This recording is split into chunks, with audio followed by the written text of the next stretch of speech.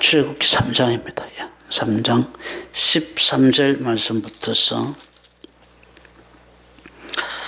22절 말씀까지 교독하겠습니다. 모세가 하나님께 아뢰되 내가 이스라엘 자손에게 가서 이르기를 너희의 조상의 하나님이 나를 너희에게 보내셨다 하면 그들이 내게 묻기를 그의 이름이 무엇이냐 하리니 내가 무엇이라고 그들에게 말하리까? 하나님이 모세에게 이르시되 나는 스스로 있는 자이니라. 또 이르시되 너는 이스라엘 자손에게 이같이 이르기를 스스로 있는 자가 나를 너희에게 보내셨다 하라.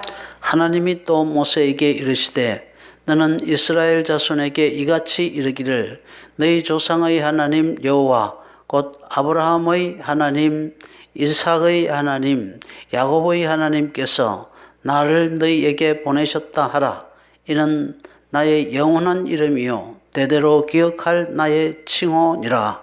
너는 가서 이스라엘의 장로들을 보고 그들에게 이르기를 여호와 너희 조상의 하나님 곧 아브라함과 이삭과 야곱의 하나님이 내게 나타나 이르시되 내가 너희를 돌보아 너희가 애굽에서 당한 일을 확실히 보았노라. 내가 말하였거니와 내가 너희를 애굽의 고난 중에서 인도하여 내어 젖과 꿀이 흐르는 땅 곧 가나안 족속 헷 족속 아모리 족속 브리스 족속 히위 족속 여부스 족속의 땅으로 올라가게 하리라 하셨다 하면 그들이 내 말을 들으리니 너는 그들의 장로들과 함께 애굽 왕에게 이르기를 히브리 사람의 하나님 여호와께서 우리에게 임하셨은즉 우리가 우리 하나님을 드리려 하오니 사흘 길쯤 광야로 가도록 허락하소서 하라. 내가 아노니 강한 손으로 치기 전에는 애굽 왕이 너희가 가도록 허락하지 아니하다가 내가 내 손을 들어 애굽 중에 여러 가지 이적으로 너희 나라를 친 후에야 그가 너희를 보내리라. 내가 애굽 사람으로 이 백성에게 은혜를 입게 할지라 너희가 나갈 때에 빈손으로 가지 아니하리니 너희들은 모두 그 이웃 사람과 및 자기 집에 거류하는 너희에게 은폐물과 금폐물과 의복을 구하여 너희의 자녀를 꾸미라. 너희는 애굽 사람들의 물품을 취하리라. 아멘. 아멘. 오늘 아침에는 우리가 출애굽기 3장 1절 말씀부터서 12절까지의 말씀을 봤습니다. 거기서 하나님께서 자꾸 변명하는 모세에게 내가 너를 바로에게 보낸다라는 그런 말씀을 하십니다. 내가 너를 바로에게 보내기 때문에 너는 할 일이 아무것도 없다. 내가 너와 나 사이에 파이프라인을 연결해서 나의 능력을 너에게 심어줄 것이다. 그래서 너는 내가 너에게 주는 그 나의 능력을 가지고 나의 일을 하게 될 것이므로 네 나이가 얼마든지 또 네가 능력이 있든지 없든지 네 직업이 무엇이든지 간에 네 능력으로 하는 것이 아니라 내 능력으로 한다. 그러니 내가 너를 보내니 의심하지 말고 가라 라고 하는 그런 말씀을 하십니다. 그러면서 내가 너를 보내서 그 일을 한다고 하는 증거를 내가 너에게 주겠다 하면서 두 가지 증거를 줬어요. 그죠? 첫 번째 증거가 뭐였어요? 너 능력이 어떠하든지 간에 네가 그 애굽 그 백성들을 애굽에서 출애굽시킬 것이라는 겁니다. 출애굽시킬 것이고 그 출애굽한 그 백성들이 다시 시내산에 와서 나를 섬기게 될 것이다 하는 그 두 가지 증거를 줬습니다. 그 증거는 아직은 이루어지지 않았지만 바로 1년 뒤에 그대로 1년 뒤가 아니고 3개월 뒤에 그대로 이루어졌고 그리고 1년 동안 그들은 시내산에서 하나님을 섬기는 그런 훈련을 받게 되었습니다. 이 증거까지 이렇게 제시하니까 모세가 또 하나님 앞에 묻습니다. 오늘 보면은 13절에 보면은 이렇게 묻고 있죠. 그래, 그러면 하나님이 나를 보냈다고 해서 내가 갔다고 칩시다. 그런데 이스라엘 사람들이 너를 보낸 그 하나님의 이름이 도대체 무엇이라고 하더냐라고 하면은 내가 하나님의 이름을 알아야, 누가 보낸 줄을 알아야 내가 그들에게 하나님을 소개할 것 아닙니까? 그러니까 하나님의 이름이 무엇이냐라고 하면은 내가 뭐라고 하오리까? 그렇게 하나님 앞에 또 질문을 합니다. 그러니까 하나님께서 하시는 말씀이 14절이죠. 하나님이 모세에게 이르시되 나는 스스로 있는 자이니라. 또 이르시되 너는 이스라엘 자손에게 이같이 이르기를 스스로 있는 자가 너희에게 보내셨다 하라. 이렇게 말씀하십니다. 내 이름은 스스로 있는 자다. 스스로 있는 자가 나를 너희들에게 보냈다. 그렇게 말하라고 시킵니다. 이걸 신학에서는 스스로 있는 자를 제1원인이라고 합니다. 뭐라 한다고요? 제1원인. 여러분, 우리는 어떻게 생겼을까요? 우리는 우리 아버지가 계셨기 때문에, 우리 아버지, 어머니가 계셨기 때문에 우리가 생겨났습니다. 그러면은 우리의 아버지는 어떻게 생겼을까요? 우리의 할아버지가 계셨기 때문에 우리 아버지가 생긴 겁니다. 그러면은 우리 할아버지는 어떻게 생겼을까요? 우리 할아버지의 할아버지가 계셨기 때문에 우리 할아버지가 생긴 겁니다. 그럼 그 할아버지는 어떻게 생겼을까요? 할아버지가 계셨기 때문에 할아버지가 생긴 겁니다. 그럼 할아버지는 어떻게 생겼을까요? 할아버지가 계셨기 때문에 그 할아버지가 생긴 겁니다. 그러니까 그 할아버지도 그 할아버지가 계셨기 때문에 그 할아버지가 생길 수 있었던 겁니다. 그러니까 어떤 할아버지든지 스스로 생기신 분은 한 사람도 없습니다. 그죠? 할아버지가 계셨기 때문이고 그 할아버지는 또 그 할아버지가 계셨기 때문에 생겼기 때문에 어떤 존재도 어떤 사람도 스스로 생겨난 사람은 없습니다. 스스로 생긴 사람도 없고 스스로 생긴 그런 물건도 하나도 없습니다. 오직 이 세상에 아무것도 없이 그냥 스스로 생긴 분, 스스로 계신 분은 오직 하나님 한 분밖에 없습니다. 그래서 이 스스로 계신 자, 이분을 제1원인, 근원적인 하나님이라고 그렇게 말씀하시는 것입니다. 그래서 그 제1원인에 의해서 그로 말미암아 만물이 있고 그 안에 모든 만물이 섰느니라 라고 골로새서에서는 말하고 있습니다. 그러니까 만물의 근원, 만물을 있게 한 제1근원이 바로 하나님이시다. 그 하나님이 너를 보내셨다. 만물을 있게 한 제1근원이신 그 하나님이 너를 보내셨다고 하라. 그렇게 말합니다. 그러면서 밑으로 쭉 읽어보면은 그 하나님은 바로 아브라함의 하나님, 이삭의 하나님, 야곱의 하나님, 너희 조상의 하나님이다. 그렇게 말씀하십니다. 너희 조상의 하나님, 아브라함의 하나님, 이삭의 하나님, 야곱의 하나님, 만물의 제1근원 대신 모든 것을 있게 한 그 하나님이 너를 백성들에게 보내셨다. 그렇게 말하고, 그리고 그 하나님이 항상 너희 조상 때부터 돌보고 계시고, 너희가 지금 이 애굽 땅에서 당하고 있는 너희의 고초도 하나님이 다 알고 계신다. 그래서 너희들을 너희 조상들과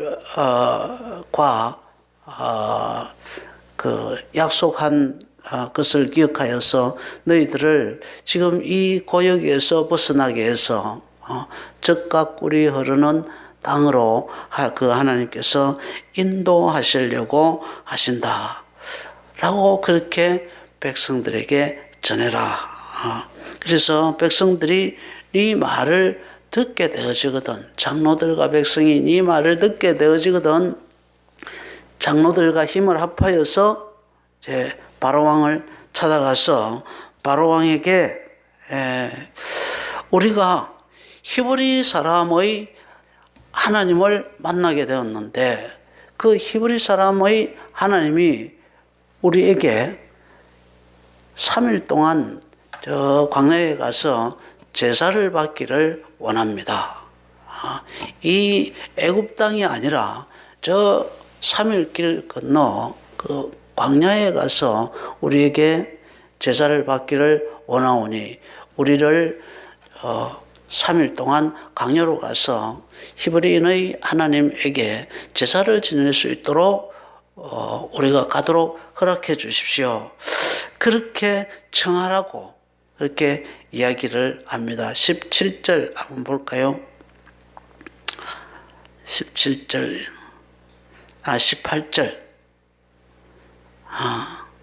18절부터서 같이 읽겠습니다. 시작. 그들이 내 말을 들으리니 요때 그들이 라는 말은 그렇게 하나님에 대해서 이렇게 너희 백성들에게 소개하면은 너희 장로들이 네 말을 듣게 될 것이다. 하나님은 스스로 계신 하나님입니다. 만물을 있게 한 제1원인인 하나님입니다. 그 제1원인의 하나님이 너희 조상의 하나님, 아브라함의 하나님, 이삭의 하나님, 야곱의 하나님이시다. 그 하나님이 너희들을 지켜보고 보았고 너희들의 질고를 지금 알고 있다. 그 하나님께서 너희들의 기도를 다 듣고 너희들을 가나안 땅으로 지금 인도하려고 그렇게 하고 계신다. 그렇게 이야기를 하게 되어지면은 그 말을 들은 장로들이 네 말에 동의를 하게 될 것이다. 그들이 네 말에 동의하면 그들을 데리고 그 장로들을 데리고 바로의 궁에 들어가서 바로에게 방금 한 그 이야기를 하라. 그렇게 이야기하는 겁니다. 그래서 그들이 한 이 말은 이스라엘의 장로들입니다. 그들이 내 말을 들으니 너는 그들의 장로들과 함께 애굽 왕에게 이르기를 히브리 사람의 하나님 여호와께서 우리에게 임하셨은즉 우리가 우리 하나님 여호와께 제사를 드리려 하오니 사흘 길쯤 가도록 허락하소서 하라. 이렇게 청하라는 겁니다. 그러면은 하나님이 이미 알고 있습니다. 그렇게 이야기를 하면은 바로가 쉽게 보내주지는 않을 것이다. 쉽게 보내주지는 않고 너희들을 억류하게 되어질 것이다. 그런데 나 하나님이 손을 들어서 애굽 중에서 여러 가지 이적으로 그 나라를 치게 되어지면 그가 몇 대 얻어맞고 나서 한 9대나 10대 정도 얻어맞고 나서 결국 너희를 보내주게 되어질 것이다. 그래서 너희들은 결국은 출애굽하게 될 것인데 너희가 출애굽을 하게 되어질 때에 그때는 애굽에서 나오기 전에는 너희들이 노예였고 거지였지만 너희들이 애굽에서 나올 때는 내가 너희들을 그 거지 상태로, 노예 상태로, 그렇게 비참한 상태로 너희들을 이끌어내지는 않을 것이다. 너희들을 내가 이끌어낼 때는 애굽 사람들의 마음속에 감동을 주어서 너희들에 대한 은혜를 베풀게 해서 절대 너희들을 빈손으로 나가게 하지 않겠다.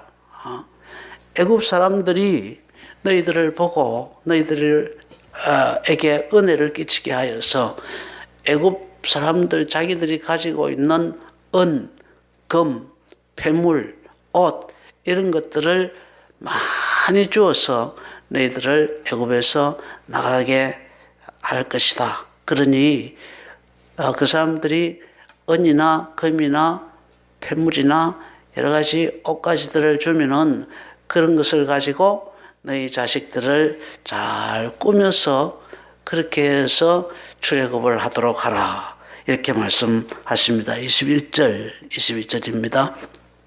같이 읽어볼까요? 시작. 내가 애굽 사람으로 이 백성에게 은혜를 입게 할지라. 너희가 나갈 때에 빈손으로 가지 아니하리니 여인들은 모두 그 이웃 사람과 및 자기 집에 거류하는 여인에게 은폐물과 금폐물과 의복을 구하여 너희의 자녀를 꾸미라. 너희는 애굽 사람들의 물품을 취하리라. 이랬습니다. 예. 애굽에 너희들이 그대로 있으면은 영원히 거지고 영원히 노예지만 너희가 나오게 될 때는 내가 절대로 너희를 빈손으로 안 내보낸다는 겁니다. 애굽 사람들의 마음을 감동시켜서 너희들이 나갈 때 애굽 사람들이 자기들이 가지고 있는 것들을 노예인 너희들에게 금도 주고 은도 주고 옷도 주고 해서 너희들을 직사 대접해서 내보내게 될 것이니 그들이 주는 것 가지고 너희 자녀를 잘 꾸며서 나오게 될 것이다. 이렇게 지금 말씀을 합니다. 저는 어제 이 본문을 보면서 두 가지를 깨닫게 되었습니다. 첫 번째는 하나님의 일에는 항상 저항이 있다는 겁니다. 여러분, 하나님의 일을 하는 데는 저항이 항상 따릅니다. 큰 일을 하려고 할 때는 큰 저항이 따르고 적은 일을 하려고 할 때는 적은 저항이 따릅니다. 그 저항이 하나님의 일을 하려고 할 때 저항이 따른다고 하는 것은 그 일을 방해하겠다는 겁니다. 그 일을 하지 못하도록 하기 위해서 저항하는 세력이 생겨나는 것입니다. 저항이 있어도 굉장히 강한 저항, 출애굽을 할 때는 굉장히 강한 저항이 있었습니다. 10가지의 저항이 있었죠. 그죠? 우리를 보내주시오. 우리의 하나님이 나타나서 이 애굽 땅에서 우리에게 제사를 받기를 원하시는 것이 아니라 사흘 길쯤 저 광야 떨어진 곳에서 우리에게 제사 받기를 원하오니 우리를 사흘 길쯤 내보내 주시오 라고 말하니까 바로가 뭐라고 이야기합니까? 그 하나님이 누군데 내가 너희를 보낸단 말이냐 이렇게 하면서 보내지 않습니다. 그러니까 이적을 나타내죠. 그죠? 이적을 나타냅니다. 이적을 나타내고 나중에 그 기적 물이 피가 되고 개구리가 나오고 막 독진이 막 나오고 이러니까 그거를 견디지 못해서 결국은 내가 보내주겠다 하고 너 하나님 앞에 기도하여서 이것만 좀 멈춰주면은 내가 보내줄게 이렇게 약속하고는 그걸 멈추면은 또 안 보내주고 또 안 보내주고 또 안 보내주고 이렇게 했습니다. 그 10번의 저항을 받고 나서야 비로소 보내주었습니다. 10번이나 저항을 했습니다. 그 저항 중에 한 절반 정도의 저항은 이스라엘도 같이 받았습니다. 그죠? 애굽 사람들만 바로의 백성들만 받은 것이 아니라 저항은 하나님이 내린 저항은 이스라엘 백성들도 같이 받았습니다. 그러니까 하나님의 일을 하는데 저항이 일어날 때 그 저항을 무마시켜서 하나님의 일을 이루기 위해서 하나님이 재앙을 내리는데 그 재앙을 하나님의 백성들도 똑같이 받는 거죠. 뭐 똑같이 받는 건 아니지만은 절반은 그들도 받아야만 했습니다. 그러니까 서로를 지치게 하는 그런 저항, 그 정도의 강한 저항이 일어나는 것입니다. 이 끈질긴 저항을 버텨내서 하나님의 뜻을 여러분들 이루어드리는 그런 성도들이 될 수 있게 되기를 바랍니다. 하나님 일을 하려고 하는데 나까지 왜 이런 저항을 받아야 돼? 이러면은 우리는 하나님의 일을 못합니다. 하나님의 일에는 반드시 저항이 있다. 그리고 그 일을 끝까지 고수해내기 위해서는 나도 손해를 봐야 되고 나도 리스크를 져야 된다. 이 리스크를 내가 다 피해서 가려고 하면은 하나님의 일을 해낼 수 없습니다.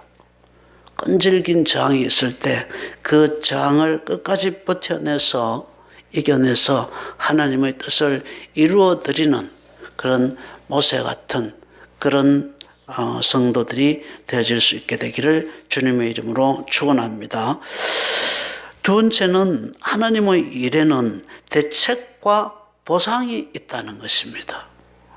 저항이 있는 반면에 하나님이 무슨 일을 하실 때는 대책과 보상이 따라온다는 것입니다. 21절부터서 22절 방금 우리가 읽었던 부분이죠. 다시 한번 읽겠습니다. 시작. 내가 애굽 사람으로 이 백성에게 은혜를 입히게 할지라 너희가 나갈 때에 빈손으로 가지 아니하리.